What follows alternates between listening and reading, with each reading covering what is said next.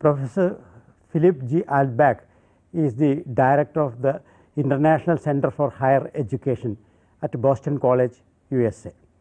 He has been keenly interested in the problems of globalization, its impact on education, internationalization of education, and problems related to multinationalization.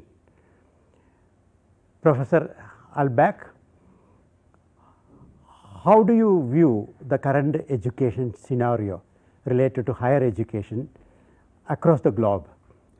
Well, I think the most important factor that one can see globally is mass higher education, the expansion of enrollments everywhere, and that places tremendous pressure on many different countries, especially on India and on China, because India today educates only 10% of its young people in higher education, and that's compared to 50% in many middle-income countries and even 80% in some of the wealthy countries. So mass access is a key question, and India is going to have to cope with that and provide ways of providing that access to its young people. So don't you think that mass education, the very problem of mass education, is somehow or other related to development issues? Yes, of course, in the sense that education needs to provide jobs and should, and generally does, contribute to the advancement of any society where significant numbers of young people are educated. There's often, however, a disconnect between the immediate employability, frequently, of graduates and a changing and developing job market. I think India has a special problem, in common with many developing countries, of providing mixed quality in its higher education, and it needs to focus more attention on building up the quality of the system. And let me mention one other thing which I think is important, and which I think is rather controversial in the Indian context. I think India needs some really world-class universities.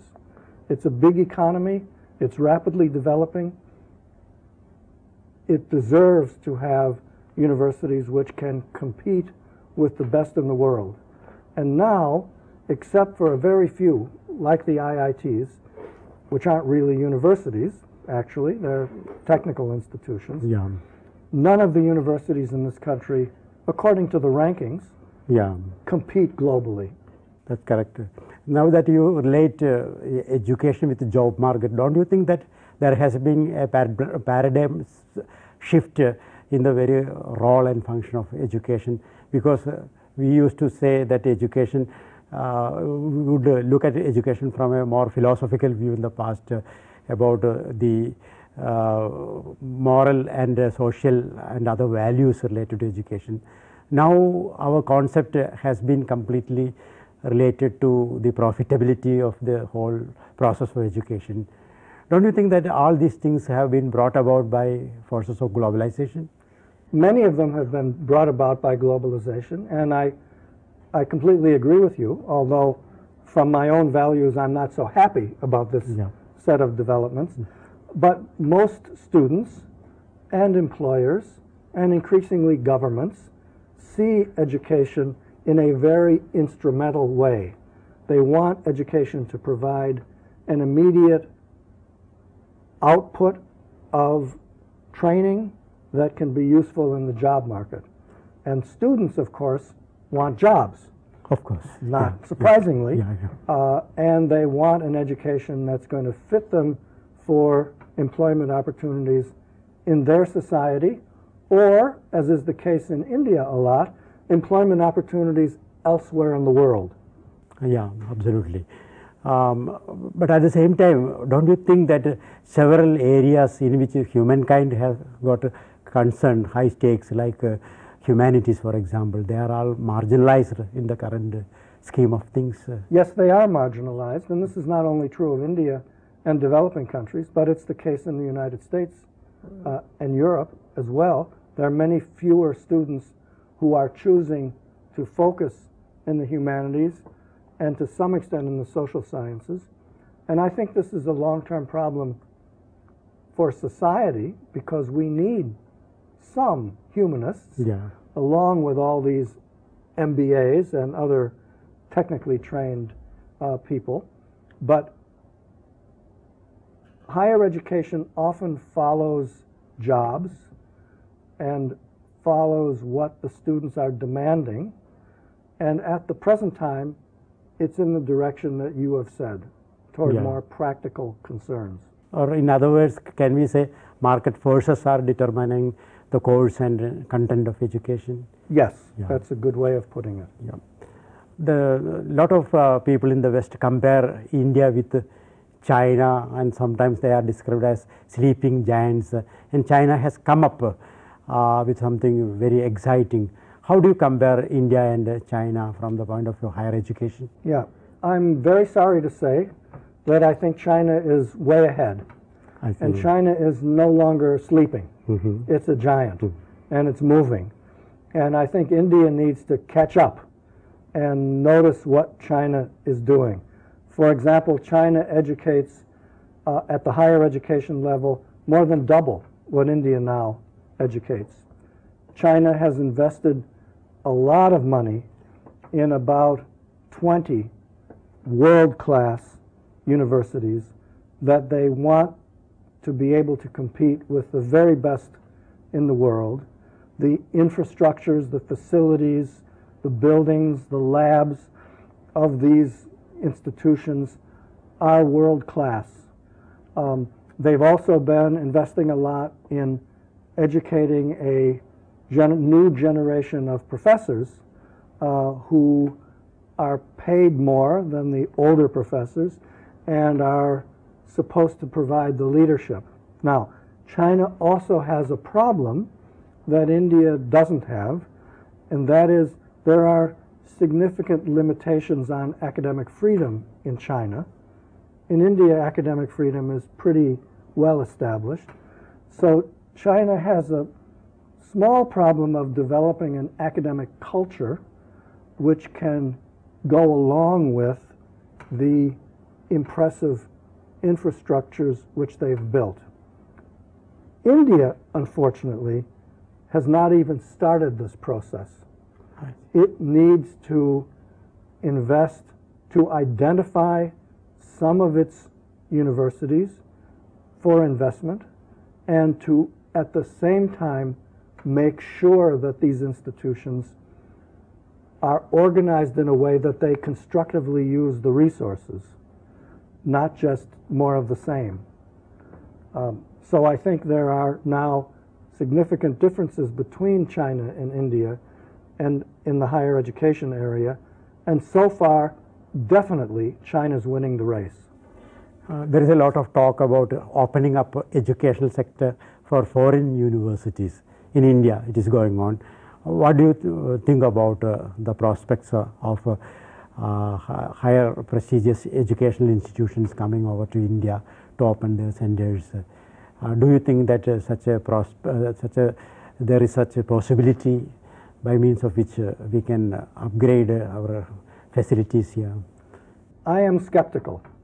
I see. I doubt very much if the top class universities from the UK or America or Canada are going to invest significantly in opening branch campuses here in India. They may open research centers, small ones, and this would be a very good thing, where Indian and American or Canadian scholars can get together. But I don't think they're going to invest heavily to educate lots of Indians. They don't have the funds, and they don't have the interest, and they don't need to. They already do a good job in their own environment. So if this bill is passed, and if the conditions of the bill are such that institutions can be attracted to come to India, they're going to be the lower prestige institutions, I think, and I'm not sure India needs them. if India thinks that its higher education problems are going to be solved by foreigners, they are not only wrong, but it's a bad idea. India needs to solve its own problems, and branch campuses from overseas are not going to do it. What about some sort of academic collaborations, intertwinings of programs and other joint ventures with prestigious centers of learning? Yes, I think that can happen, probably less than some Indians would like to see, but that's a more constructive way of arranging things. For China, we mentioned before China, their policy is not to let foreign universities have branch campuses in China, but to insist that they link up with Chinese institutions on an equal basis and work out joint programs together. And I think overall that's a more effective way to manage foreign collaboration. You have been associated with some of the Indian universities as well. So what do you think, frankly, are the gray areas in which Indian universities need improvement? That's a big question, and I'm not an expert on Indian, especially now on Indian universities. But here are some things that I think are important.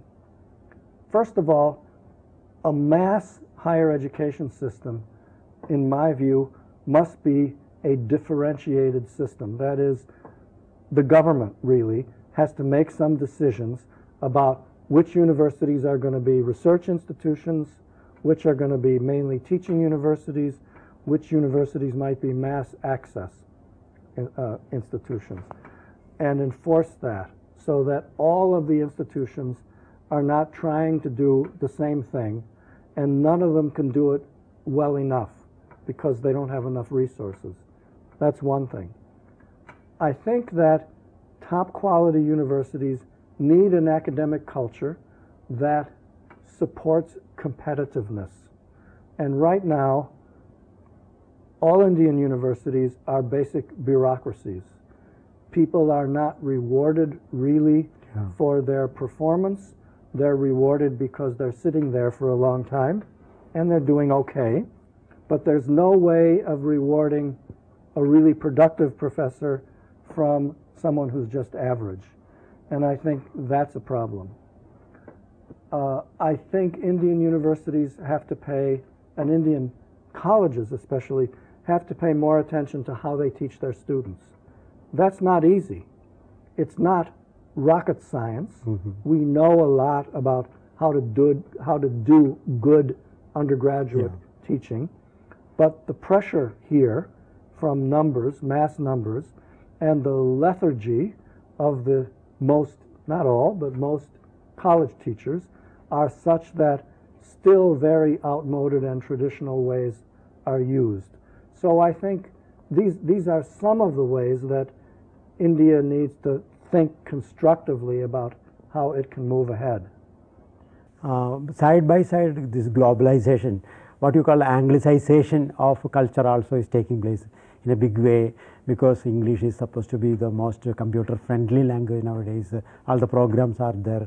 In this respect, don't you think that India has got that cutting edge? How do you think that India can make use of its expertise in the English language in the years to come? Yes, I think India has a very significant advantage in its use of English.